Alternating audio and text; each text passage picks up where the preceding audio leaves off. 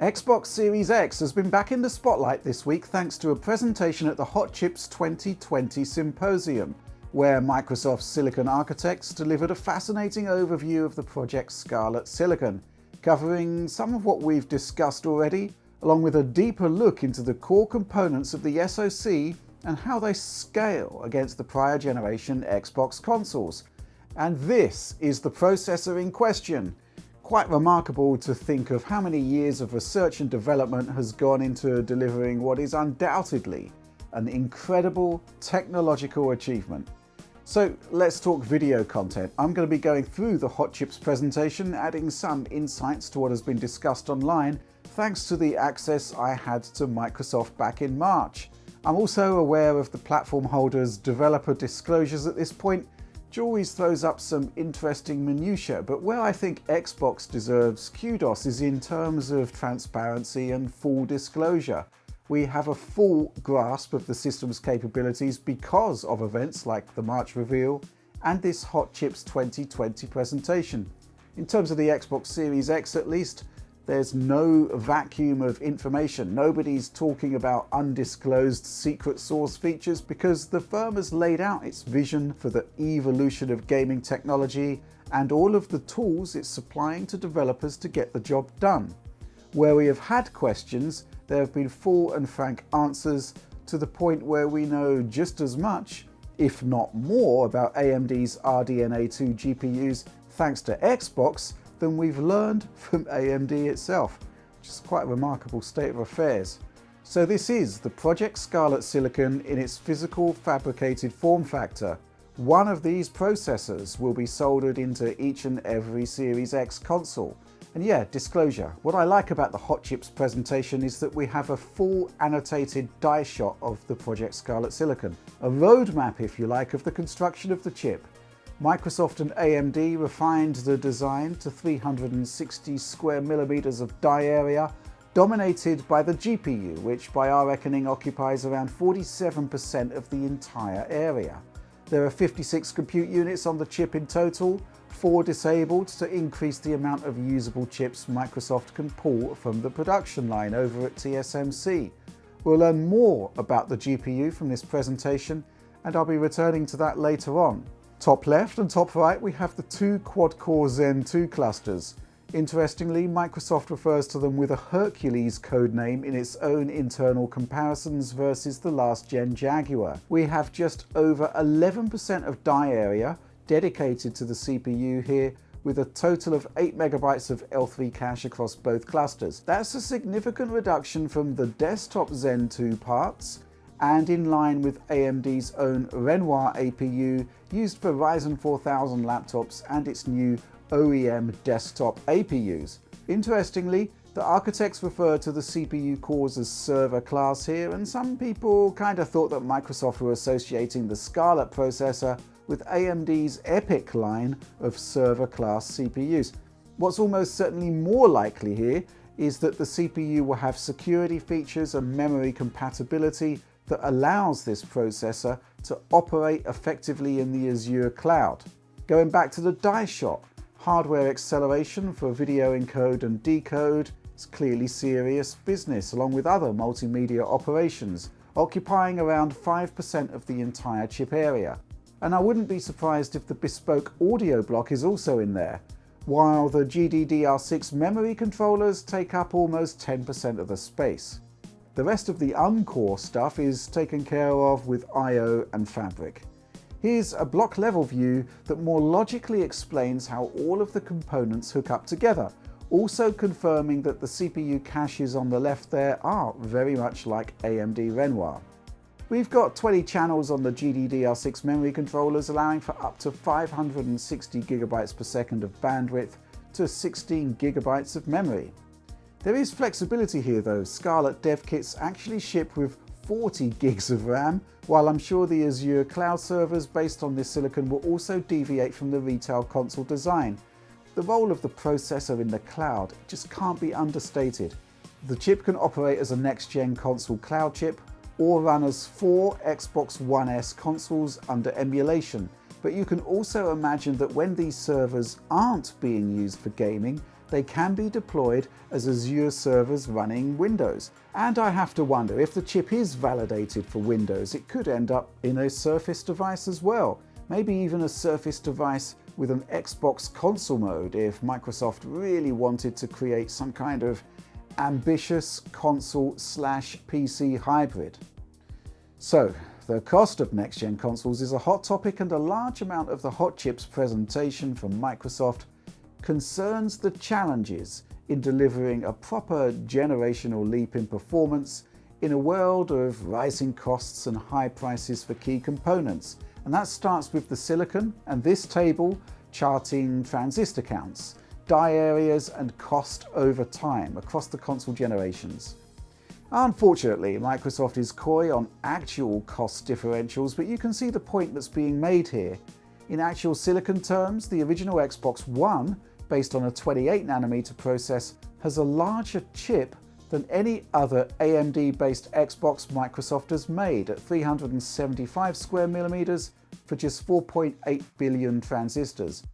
Moving to Xbox One S, Microsoft switched to 16nm FinFET and added display and media features, but still saving money. The die shrink allowed for a cheaper console, and this is traditionally what you expect, right? Smaller processor, lower cost. 2017's Xbox One X is different though. Chip size is still smaller than the OG Xbox One, but now the price has gone up, even though the actual transistor count is just 35% higher. In combination with the enhanced cooling and the larger memory provision, we had the first $499 console. Fast forward to 2020. Project Scarlet's die is about the same size as Xbox One X, actually a touch smaller, but there's both good news and bad news. Good news first, the leap in transistor density is huge, a 132% increase over Xbox One X and a remarkable 217% increase over the first Xbox One. The bad news though, silicon cost is significantly higher. The next slide is also sobering. Remember the 8x gen-on-gen increase in memory between Xbox 360 and Xbox One? That was made possible as Microsoft could work with a 30% drop in memory costs year on year. Over the last 8.5 years, this console generation effectively, and then some, that's dropped to just 5%. But there is some good news. Flash memory costs for solid-state storage are still dropping nicely, 23% year on year. So clearly the way forward in console design is to tap into the existing benefits of SSD, primarily fast loading, but also to use solid-state storage as a way to add a multiplier of sorts to system memory. And that's where direct storage comes into play, an attempt to rewrite the software that interfaces consoles and indeed PCs with solid-state storage by radically overhauling the APIs. That's matched with shader feedback sampling, which essentially prioritizes the textures streamed from storage that will actually make it to the screen while not loading the ones that don't. According to Microsoft, this frees up around 2.5x the memory. Look, this may not be the best example, but check this out to give some idea of what this means. Fallout 3 on Xbox 360 illustrates Microsoft's point, I think. It was a good-looking, highly detailed game of its time, and it kind of works like most games. Textures on screen are of varying MIP or detail levels, but there's actually a ton of higher quality textures in memory that you don't see for various reasons. But they are there, occupying memory. Now if we look at the Xbox 360 enhanced version of the game running on Xbox One X at 4K, the resolution is obviously massively increased, but the back-compat team forces those unseen higher quality textures to the fore.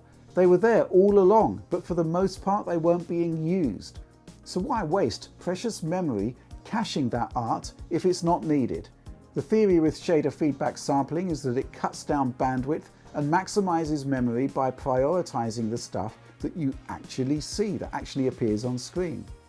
Now something I want to clear up here before we go on. In my original Series X specs vid, I showed this comparison of State of Decay 2 running on Xbox One X and Series X under back compat.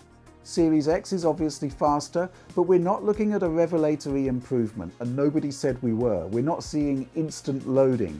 But you're also not seeing direct storage or any of the new velocity architecture at work. You're seeing faster loading thanks to the SSD, and possibly faster decompression of assets thanks to Zen 2, but you aren't seeing any of the key innovations Microsoft is actually bringing to the table here. The new software and hardware accelerators discussed before at length and here in the Hot Chips presentation. But you do see the velocity architecture at work in Quick Resume, where swapping between Xbox One X game states occurs in an average of around 6.5 seconds. 6.5 seconds, that's amazing, and let me explain why. Xbox One X titles use 9 GB of system memory, okay? So in just 6.5 seconds, 9 GB of data is, first of all, being written to the SSD. Then another 9 GB is read in from the SSD back into system memory, the game you're swapping to essentially. So yeah, in all of the tests that we saw on the Microsoft campus, this remarkable procedure occurred in around 6.5 seconds on average. But what's all the more remarkable is that the write speeds are almost certainly slower than the read speeds. So as a proportion of that 6.5 seconds, more of it is being spent saving off the game state to the drive. So yeah, that's why I think we're going to be impressed by the velocity architecture. Just one note though, games and engines will need to be developed to get the most out of the new velocity architecture. So I wouldn't be expecting instant loading on day one for Xbox Series X titles, and yeah, by extension, don't expect them for PlayStation 5 either, for the same reasons. Okay, look, this is fundamental stuff because exploiting the SSD as a mass storage system, minimizing bandwidth and more efficiently using memory isn't just the key for next-gen consoles, but it's also crucial for PC gaming. And from a technological perspective, where Microsoft's vision differs from Sony's is that in Xbox Series X, we're seeing a roadmap laid out that doesn't just benefit the console, it ensures that PC gets these key innovations too. And we won't have to rely on sheer brute force, or more likely, extra expense in our PC components to stay in the game. But with that said, there is an angle to the Series X silicon that is very much brute force in nature, the GPU. And there it is, a feature-complete RDNA 2 implementation with 26 active dual compute units and all of the DirectX 12 Ultimate features. It is a little strange that our first look at RDNA 2 in depth comes from a console, but there is some precedent here. AMD's unified shader setup debuted first in Xbox 360 after all. I guess one of the big questions is, what sets RDNA 2 apart from RDNA 1? Now looking at the basics here of the dual compute unit setup, ray tracing support aside, this is essentially RDNA as it's presented in the Radeon RX 5700 range, and almost certainly as we'll see it in PlayStation 5. Microsoft talks about the CUs having a 25% improvement in performance per clock versus last gen, but when they say last gen, they'll be talking about Xbox One X, not RDNA 1. This is kind of highlighted in the next slide where the evolution of the Xbox GPU is highlighted. Compute benefits from extraordinary improvements over time, but memory bandwidth and the actual physical amount of available memory is far less impressive. Meanwhile, here's how the resolution increase demanded of 4K screens makes an impact. Remember though that it's not just extra pixels that we want, arguably of far more importance is pixel quality. A generational leap isn't defined by extra resolution really, more the fidelity of what's actually being rendered. Across the generation, we've already seen some impressive techniques to get the most out of a 4K screen without actually rendering 4K at all times. Temporal supersampling in combination with dynamic resolution scaling has seen some truly impressive results. I'd point you towards Gears 5 on Xbox One X as one of the best examples of this. Variable rate shading is another example, a new technology, but it is an additive technology that works fine on native resolution but can also be combined with those other techniques. Rather than render every single pixel at full precision, detail can be scaled down to 1x2, 2x1 or 2x2 pixel tiles. Hardware acceleration of this feature costs very little in terms of silicon die area, but can deliver what Microsoft says is a 10 to 30% performance gain. Then there's the shift towards hardware accelerated ray tracing, which offers a 3x to 10x acceleration over running the same tasks on standard GPU shaders. Now, I'm not going to dwell too much on ray tracing here because we've already got some great content online and indeed a Minecraft DXR demo. But I've noticed some people jumping on Microsoft's gigaray metrics, comparing them to NVIDIA's, and by extension suggesting that RDNA 2 offers a huge performance increase over NVIDIA Turing. Look, the metrics are calculated in entirely different ways and are not directly comparable. Series X can run a fully path-traced Minecraft. I mean, John and I have seen it in action, and obviously we've got B-roll here of the experience and we've talked at length about it. It's 1080p, it's typically running between 30 to 60 frames per second, and I'm sure people can go away, try Minecraft RTX on Turing cards to get their own impressions on what the differential may be. But the takeaway you'll get is that there's no generational leap or order of magnitude increase to ray tracing performance overall from RDNA 2. But with that said, remember that the next wave of AMD GPUs will likely ship with much more than 52 compute units. So expect a proportionate rise in RT throughput. Bottom line, Microsoft refers to it as a key feature, but one that is economically implemented. I'd say that this is likely the way RT will be implemented on PC RDNA 2 cards and indeed on PlayStation 5 actually. Mark Cerny told me that the RT implementation is delivered in much the same way as RDNA 2 does it on PC. Now, what I find exciting here is that Microsoft could showcase full path tracing on Series X with around a month of coding. That the commonality provided by the DXR API means that the PC work transitioned across as a foundation of sorts. Then on top of that, there's Xbox intrinsics, meaning that developers don't need to use DXR as the API.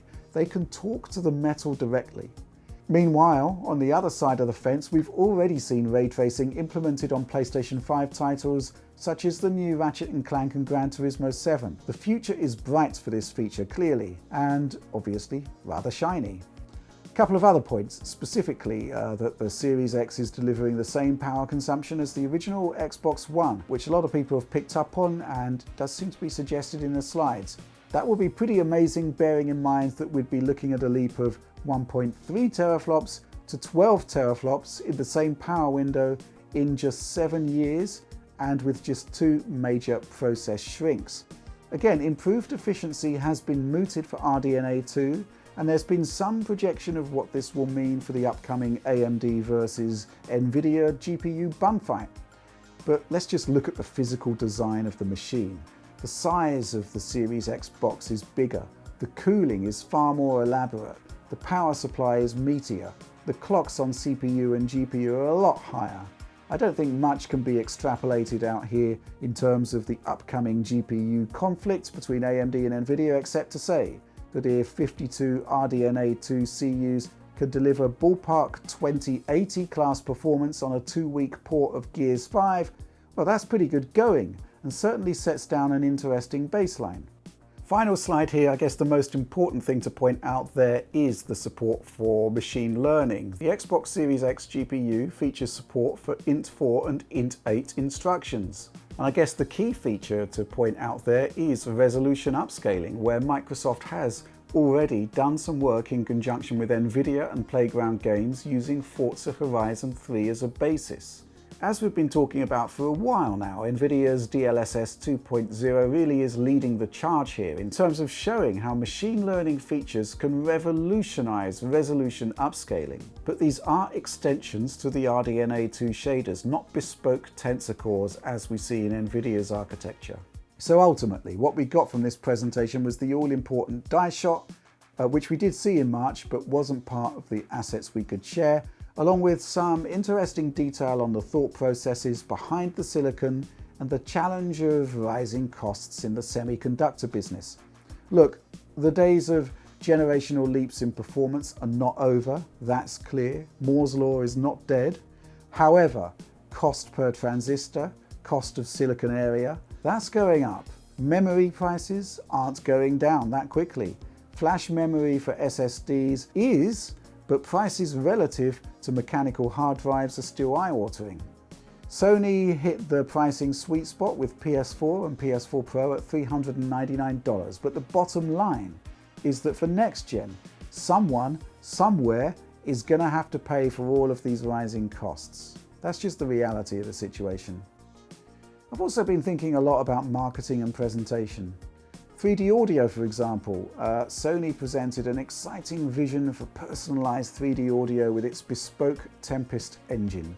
But it's clear that the Xbox audio block is very powerful as well, with enough hardware-accelerated processing power to match the audio output of the entire 8-core Jaguar CPU cluster in the current generation Xbox. It does indeed have HRTF support, just like the Tempest engine. There just wasn't the same focus put behind it as there was in the Sony presentation. Time will tell what this all actually means to the end user experience, I guess. So to cap everything off, the Hot Chips presentation's the cherry on top in terms of tech disclosure from Microsoft. As I've said, I've seen the developer presentations too, and so I can tell you that what you see is what you get. A transparent look into the technological makeup of the next-gen Xbox. I'm kind of curious to see if Sony has anything further to offer. At this point, I kind of feel that the discussion has moved on though. Specs are obviously important, but it's all about the games at the end of the day, and the only comparisons that will really mean a thing will be based on actual retail software as and when it releases, and the pricing. Of course, the pricing is going to be crucial. But that's all from me for now. Please do like and subscribe to support the work we do, and of course, the bell there, please ring it for instant notifications when new Digital Foundry content is good to go. The DF Patreon is there, as always, for those that love what we do and want to support the team more directly, and you'll get the best quality video download versions of every video we produce. But that's all from me for now. Thanks so much for watching and supporting Digital Foundry, and I'll see you soon.